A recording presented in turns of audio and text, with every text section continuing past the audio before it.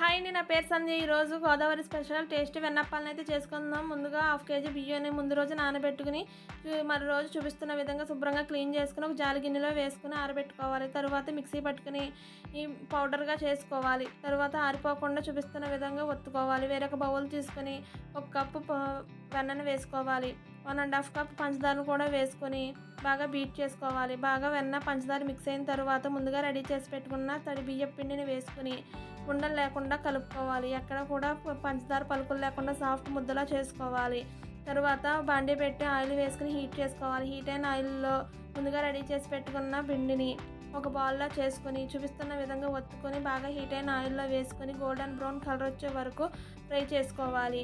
ఈ విధంగా golden brown colour వచ్చే వరకు ఫ్రై చేసుకొని ఒక ప్లేట్లోకి తీసుకోవాలి. పూర్తిగా చల్లారిన తర్వాత ఒక డబ్బాలో స్టోర్ చేసుకుంటే టేస్టీ హెల్దీ వెన్నప్పాలు అయితే రెడీ. మీకు ఈ వీడియో నచ్చితే ప్లీజ్ లైక్, షేర్, సబ్స్క్రైబ్.